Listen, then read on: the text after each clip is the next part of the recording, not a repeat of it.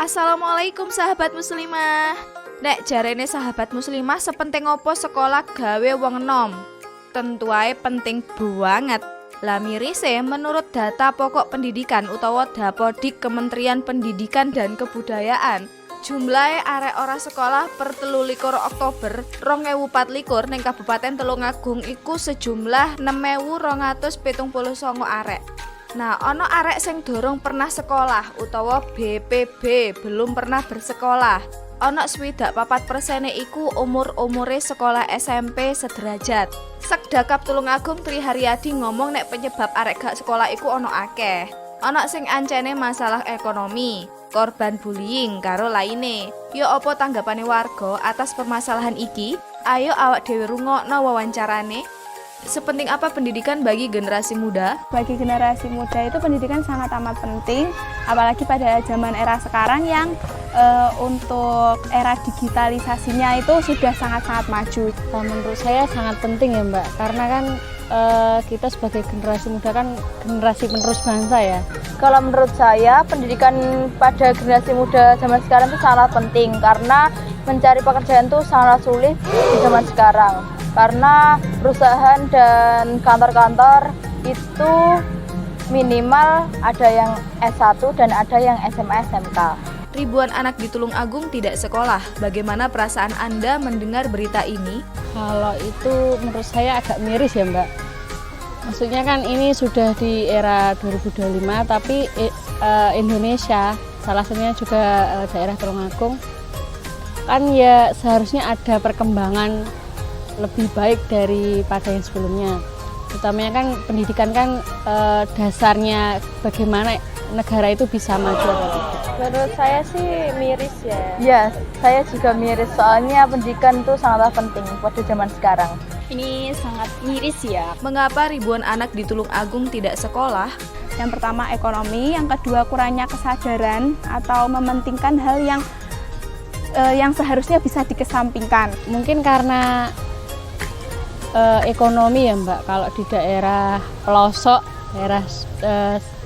pelosok itu mungkin karena ekonomi, terus kesadaran warganya kurang, dan mereka memandang pendidikan itu hanya sebagai alat untuk bekerja. Kalau menurut saya itu faktornya pada keluarga, terutama pada ibu atau ayah, pada orang tua yang pemikirannya masih kuno.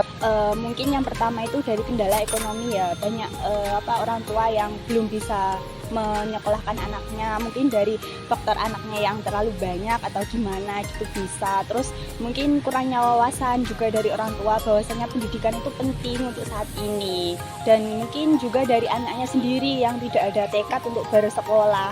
Apa yang harus dilakukan jika ingin sekolah namun terkendala biaya? Bisa musyawarah dengan aparat setempat atau minta tolong ke mungkin RT atau kepala desa ya Mbak. Dan mungkin bisa menyuarakan pendapat ke, ya mungkin kalau di tetangganya ada yang pejabat tertentu gitu, mungkin bisa disampaikan aspirasinya seperti itu. Zaman sekarang itu kan banyak ya jalurnya, ada jalur afirmasi, ada beasiswa. Untuk saat ini kan udah banyak ya yang namanya beasiswa di luar itu bukan dari pemerintah. Kalau kita mau berusaha itu kita sebenarnya bisa mencari beasiswa dari luar. Apa saja upaya pemerintah untuk membuat anak dari keluarga kurang mampu bisa bersekolah? Apakah upaya tersebut sudah cukup? Kurang ya Mbak. Kalau menurut saya belum cukup. Untuk upayanya sendiri menurutku masih kurang ya, karena saya sendiri termasuk dari pelosok itu pemerintah kurang menyeluruh gitu loh terhadap bantuan yang ada dari pusat. Apa harapan Anda kepada pemerintah? Semoga pemerintah lebih melihat lagi daerah-daerah terutama di Tulungagung ini untuk yang masih belum bisa melihat tentang adanya keringanan atau bantuan yang diberikan oleh pemerintah. Jadi lebih banyak untuk sosialisasi di daerah-daerah yang sekiranya aksesnya itu sulit. gitu. Menurutku pemerintah itu lebih terjun langsung ke masyarakatnya, jadi lebih tahu gitu gimana keadaan masyarakatnya, terus membaur mungkin adanya sosialisasi, sensus dan sebagainya, jadi itu tahu data. Mungkin bisa lebih ditingkatkan dengan sekolah gratis yang benar-benar gratis bagi yang benar-benar tidak mampu gitu. Soalnya kan banyak ya, itu saya tahu sendiri itu anak-anak di daerah pinggir kali itu disuruh mengemis sama orang tuanya. Nek akeh arek gak sekolah, yo apa nasibe negeri iki coba? Yo apa Islam marekno masalah iki? Ayo awak dhewe rungokno penjelasane ustazah, ojo lali like, komen, karo share seluas-luase. Masalah tingginya angka anak tidak sekolah di Indonesia sebenarnya bukanlah hal baru. Berbagai program sudah diluncurkan untuk menanggulangi masalah ini sejak beberapa era menteri sebelumnya. Selama sistem pendidikan di Indonesia masih dikelola berdasarkan prinsip-prinsip kapitalisme, tantangan dalam menekan peningkatan angka anak tidak sekolah akan sulit teratasi.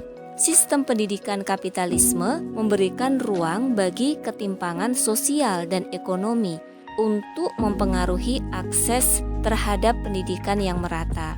Negara tidak sepenuhnya memainkan peran sebagai pengelola pendidikan yang adil, terutama dalam mengalokasikan anggaran pendidikan sesuai kebutuhan. Anggaran pendidikan yang seharusnya digunakan untuk meningkatkan akses dan kualitas pendidikan seringkali tidak dikelola secara tepat. Alih-alih mengatasi permasalahan fundamental seperti putus sekolah, alokasi anggaran cenderung terserap dalam proyek-proyek yang tidak langsung menyentuh kebutuhan masyarakat kelas menengah ke bawah. Banyaknya anak tidak sekolah pada umumnya disebabkan karena kemiskinan dan minimnya literasi keluarga. Fenomena anak bekerja menjadi salah satu buktinya. Sistem ekonomi kapitalisme secara nyata berpihak pada orang yang kaya dan memiskinkan rakyat yang lemah. Prinsip pasar bebas membuat rakyat yang lemah tidak berdaya dan memberikan berbagai dampak buruk pada anak. Penerapan sistem ekonomi kapitalisme juga telah menjadikan pendidikan sebagai bahan komersial. Pendidikan pun menjadi mahal dan sulit diakses oleh masyarakat. Kalaupun ada pendidikan gratis, masih ada biaya-biaya lain yang sulit dipenuhi keluarga. Di sisi lain, kesadaran masyarakat, orang tua tentang pendidikan sangat minim sebab manusia hanya dinilai dari nilai materi yang bisa dihasilkan. Hal ini juga diperparah dengan minimnya anggaran negara untuk membiayai pendidikan, dan ini adalah konsekuensi dari rusaknya tata kelola ekonomi dan keuangan negara yang kapitalistik. Tata kelola sumber daya alam yang tidak memberi keuntungan bagi rakyat ataupun pinjaman luar negeri yang terus membebani negara adalah sebagian yang membuat negara lemah secara ekonomi. Dampaknya, dana bagi pendidikan minim. Berbeda dengan Islam, Islam mengharuskan negara mengadopsi politik pendidikan Islam yang bersumber dari Al-Quran dan As-Sunnah. Pertama, pandangan tentang ilmu dan pendidikan.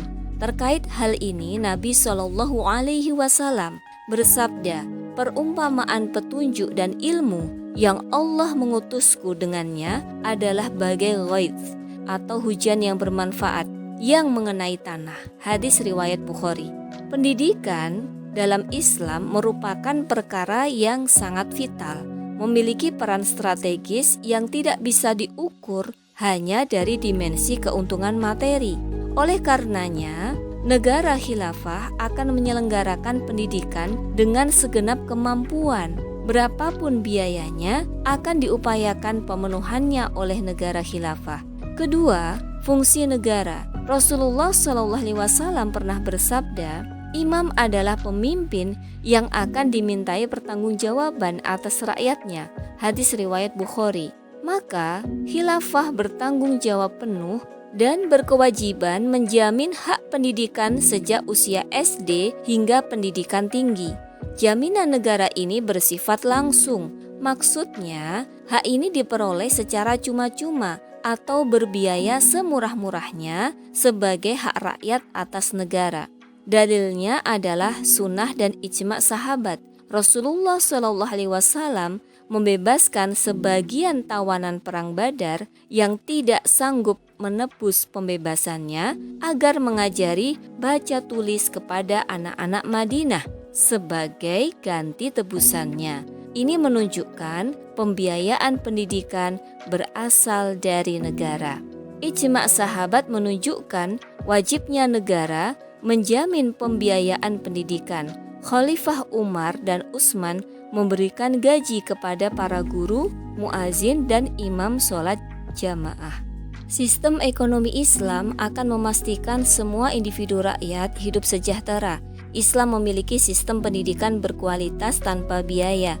Pendanaan pendidikan gratis dan berkualitas dalam khilafah bersifat mutlak, diambil dari Baitul Mal yang sangat mencukupi untuk pembiayaan sarana dan prasarana pendidikan seluruh masyarakat.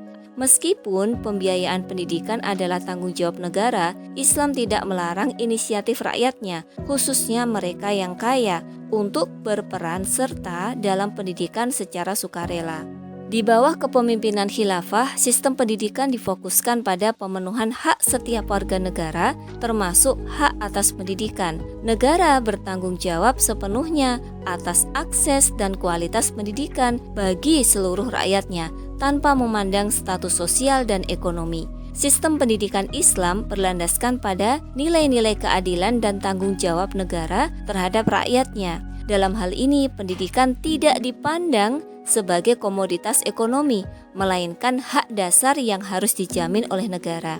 Penerapan sistem politik Islam dan ekonomi Islam meniscayakan negara memiliki visi misi menyejahterakan rakyat.